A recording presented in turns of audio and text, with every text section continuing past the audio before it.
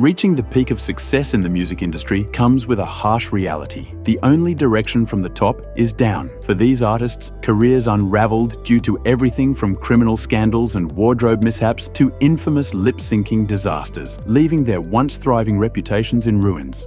In 2014, CeeLo Green's career took a drastic downturn following serious allegations of indecent assault against an unconscious woman. In a misguided attempt to defend himself, he took to Twitter, asserting his innocence and making bizarre comments about the nature of consent that only deepened public outrage. Ultimately, Green avoided the more severe charges, but was convicted on a lesser count related to drug distribution. He received 3 years of probation and community service as a result. Despite escaping the harshest consequences, his career has struggled to regain its former glory. Since then, Green's most notable appearances include a performance at the 2017 World Aquatics Championship in Budapest and voice work on the animated series Teen Titans Go. The fallout from the scandal, however, has overshadowed his previous successes, and he remains a controversial figure in the music industry.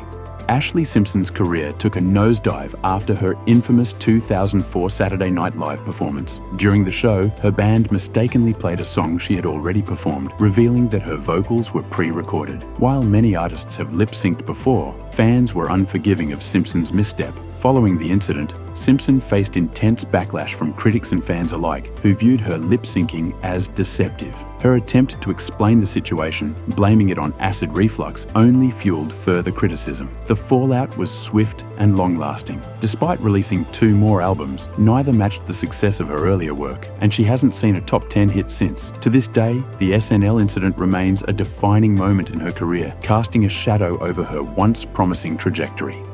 Ashlee Simpson isn't the only musician to have derailed her career on Saturday Night Live. In 1992, Sinead O'Connor pioneered this with her infamous performance of Bob Marley's War, which she concluded by tearing up a photo of the Pope. The act outraged many, especially in a country where nearly 25% of the population is Catholic. O'Connor's intent was to protest child abuse in the Catholic Church, an issue not widely recognized at the time, especially in the US, where awareness lagged behind Ireland's early exposure to the scandal. While her protest may seem more relevant today, the backlash in 1992 was swift and severe. 2 weeks later, she was booed at Bob Dylan's 30th anniversary concert, and soon after, O'Connor announced her retirement from music. Though she eventually returned, her career never fully recovered from the controversy. Despite her efforts, she was never able to reclaim the widespread success she had before that night on SNL. I was genuinely very angry with what the church were doing. By ripping that picture, I risked my career, everything. I could be a billionaire now if I wanted, if I believed in it.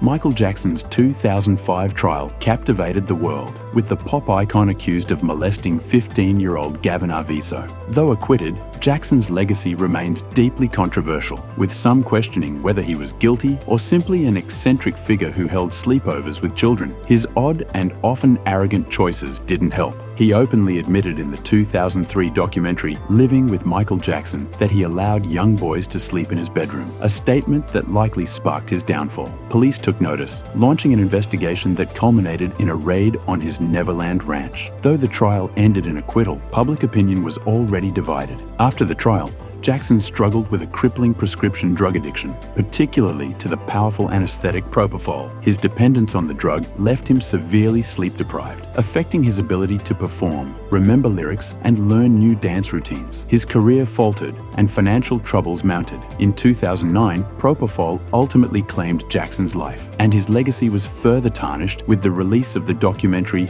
Leaving Neverland, which reignited allegations of child abuse. Even today, Jackson's once untouchable status as the king of pop remains overshadowed by his controversies. He's really into jewelry, and he would reward me with jewelry for doing sexual acts for him.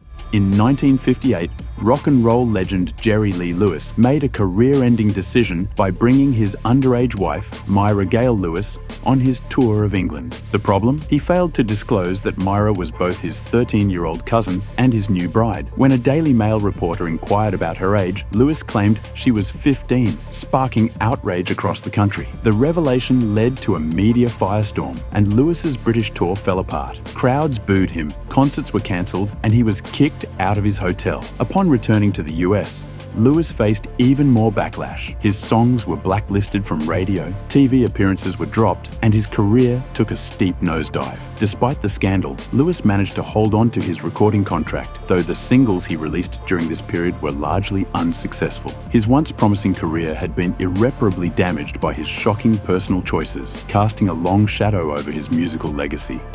Fame can change people, and George Michael experienced that firsthand. In the 80s, he was a beloved pop star and heartthrob, but in 1998, his image took a hit when he was arrested for engaging in a lewd act in a public restroom. Instead of retreating from the spotlight, Michael boldly faced the scandal head-on, treating it as a turning point in his life. Once private about his sexuality, the incident led him to publicly embrace his identity, transforming from a closeted star to an openly gay icon. While Michael had subtly referenced his sexuality in his music, this marked his full coming out to the world. Though his American career never fully bounced back, largely due to lingering homophobia, Michael became a symbol of courage for many. His decision to live authentically helped countless young LGBTQ+ people feel empowered to do the same, leaving behind a lasting legacy of self-acceptance.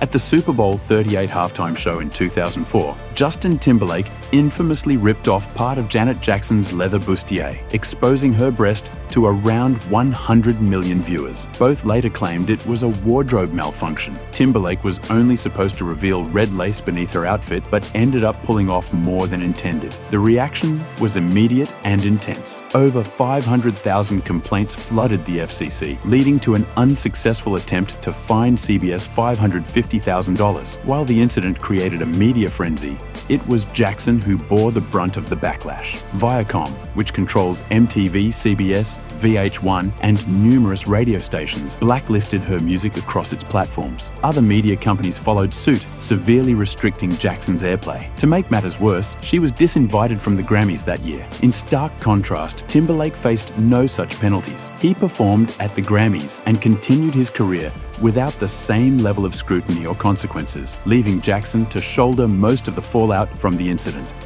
In 1990, a police raid on Chuck Berry's residence uncovered a stash of weapons, pornographic videos, marijuana, hashish, and $130,000 in cash. Shortly thereafter, multiple women launched a class action lawsuit claiming Berry had hidden cameras in the restrooms of both his home and restaurant. Allegations included recording women, some minors, while they were undressing or using the facilities. Ultimately, Berry faced minimal consequences. He was charged with drug possession and child abuse, though the latter charges were dropped. He received just 2 years of unsupervised probation and a $5,000 fine for a drug rehab program. While these penalties may seem light, the legal battle cost him $1.2 million. Although Berry continued his career without being blacklisted, the fallout from these events left a lasting stain on his reputation. Fans attending his performances often found it difficult to enjoy the music without feeling uncomfortable about the scandals that overshadowed his legacy. While the Monkees embraced their role as a manufactured band, Milli Vanilli's story took a darker turn due to deception. Frontmen Rob Pilatus and Fab Morvan lip-synced their way to fame, but unlike Ashlee Simpson's one-off mistake, their voices were never heard at all, neither in concerts nor in the studio. According to Gizmodo, producer Frank Farian believed the actual singers behind Milli Vanilli were unmarketable, so he hired models Pilatus and Morvan to pose as the voices of the group, keeping the real vocalists a secret. The charade held up until 1989, when a live MTV performance went off the rails as the backing track skipped, revealing the truth. This sparked media interest, and it was soon uncovered that Pilatus and Morvan never sang a single note for the group. The fallout was swift. Milli Vanilli's Grammy was revoked, and their credibility evaporated overnight. Their rapid rise to fame came crashing down just as quickly, marking the end of the group's short-lived success. Unlike the Monkees, Milli Vanilli's legacy remains a cautionary tale of manufactured fame gone awry.